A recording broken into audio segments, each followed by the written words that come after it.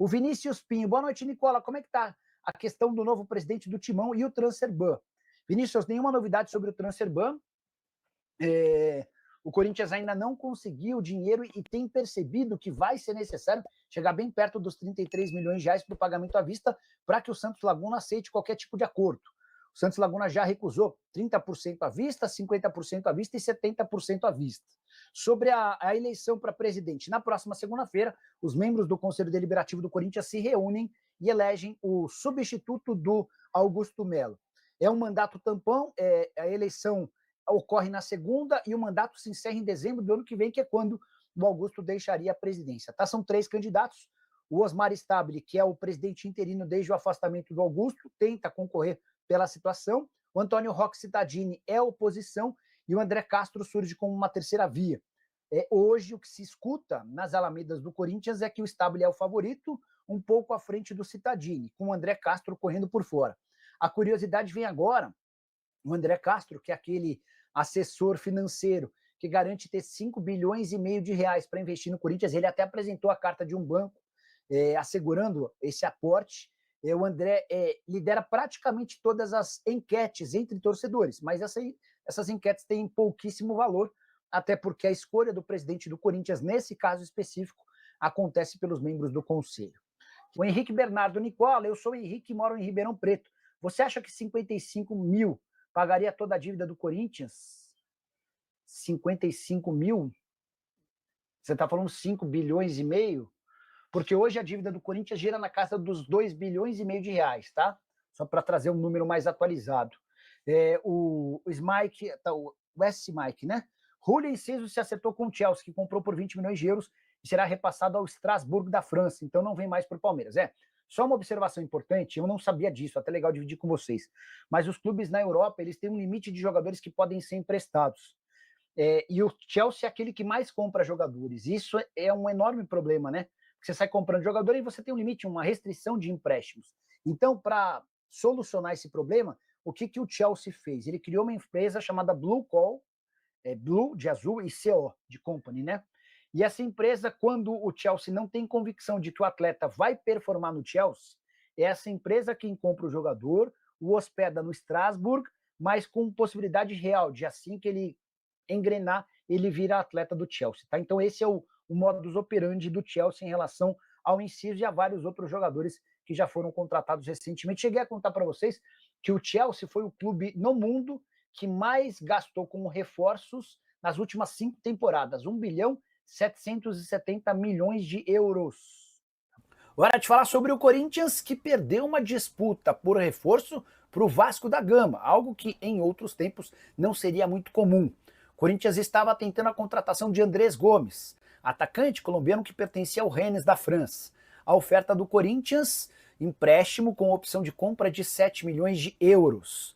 As tratativas foram fechadas em cifras e condições bem parecidas às do Vasco da Gama, mas contra o Corinthians pesaram 2 fatores. O primeiro deles, o transferban. O Corinthians está proibido pela FIFA de registrar novos atletas e esse transferban só cai quando o Corinthians pagar 34 milhões de reais ao Santos Laguna. O segundo ponto, a proposta salarial do Timão foi inferior à do Vasco.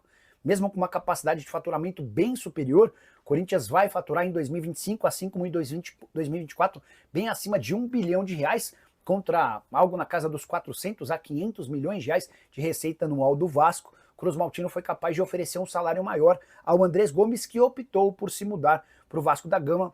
O atleta vai ser anunciado depois da realização de exames médicos. Só para completar, é importante lembrar que o Vitinho foi o único reforço já contratado pelo Corinthians nessa janela de transferências. O técnico Dorival Júnior havia pedido 4 contratações, 2 atacantes, um zagueiro e um lateral direito. Bora te atualizar agora sobre Memphis Depay. Você sabe que o Memphis está machucado, lesão de grau 2 no músculo posterior da coxa direita, sofrido no clássico contra o Palmeiras no último dia 6. A previsão era de retorno em mais ou menos um mês, ou seja, ele estaria à disposição na primeira semana do mês de setembro. E o Corinthians trabalhava para que ele ficasse disponível para o jogo da volta contra o Atlético Paranaense. E o Corinthians faz 2 jogos absolutamente decisivos contra o Furacão na Copa do Brasil, valendo vaga nas semifinais da competição. Pois bem, Craque Neto contou nessa sexta-feira que dentro do Corinthians existe um trabalho para que o Memphis Depay volte já na partida de ida. Confronto marcado para a próxima quarta-feira em Curitiba. Os caras estão tentando acelerar o processo até por conta de vários outros desfalques, todos por causa de lesão. O Corinthians também não conta com o Yuri Alberto, com o Carrilho e também com o Martínez. Retorno do Memphis seria super importante para que o Corinthians aumentasse suas chances de marcar gol fora de casa e voltar com um resultado melhor. Timão, desclassificado da Sul-Americana e da Libertadores, bem distante da briga na parte de cima da tabela do Campeonato Brasileiro, tem a Copa do Brasil como a última chance de título na temporada. Só para arrematar, importante contar que venceu nessa semana o prazo para que o Corinthians quitasse 11 milhões de reais de bônus previstos no contrato do Memphis. Ele alcançou a meta máxima de jogos e alcançou a segunda ficou a um gol de alcançar também a meta máxima de participações em gol. Dessa maneira, 6 milhões e 300 mil com jogos, mais 4 milhões e 700 mil com gols. O Corinthians não conseguiu fazer a quitação e prometeu o mais rápido possível tentar fazer um parcelamento. Bora falar agora sobre Ángel Romero, querido por milhões de torcedores corintianos. O paraguaio pode estar vivendo as últimas semanas com a camisa do Timão. Seu contrato acaba em dezembro desse ano. E se Osmar Stabile, o atual presidente, for eleito na votação marcada para a próxima segunda-feira, que vai definir um novo presidente para o mandato tampão até dezembro de 2026, dá para garantir que Ángel Romero não deve ficar para 2026. Só para lembrar, o presidente atual e seu grupo entendem que o Romero tem um custo-benefício extremamente ruim. É alguém que ganha na casa dos 800 mil reais por mês entre salários, direitos de imagem e luvas. E que dentro de campo tem contribuído cada vez menos. Aquele Romero de raça que marcava gols importantes de outra época se transformou num Romero mais pesado, mais lento e que tem contribuído cada vez menos. Temporada atual de 44 jogos, só 5 gols e 3 assistências.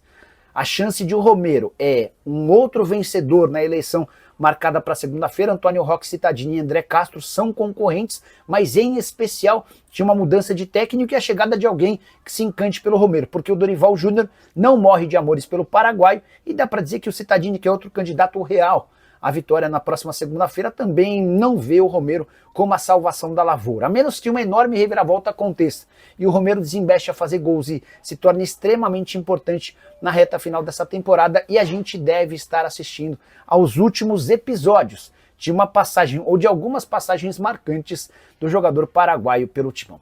Queria deixar uma pergunta para você: que nota você dá para Ángel Romero vestindo a camisa do Corinthians? Você gosta dele? Não gosta? Já comenta por aqui, beleza? Bora te explicar agora de onde vem os 5 bilhões e meio de reais que André Castro, candidato à presidência do Corinthians, prometeu colocar no clube caso se torne presidente na próxima segunda-feira. Nas últimas horas, o André convocou uma entrevista coletiva para apresentar uma carta de um banco afirmando que tem 1 bilhão de dólares ou 5 bilhões e meio de reais para aportar no Corinthians.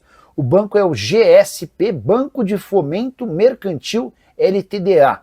Trata-se de um banco digital com sede em Goiânia e com base em dados públicos. O GSP hoje tem capital social registrado de 6 bilhões 570 milhões de reais, ou seja, é um banco capaz de aportar esses 5 bilhões e meio. Aí você vai pensar, então quer dizer que ele vai aportar praticamente tudo na iniciativa do Corinthians?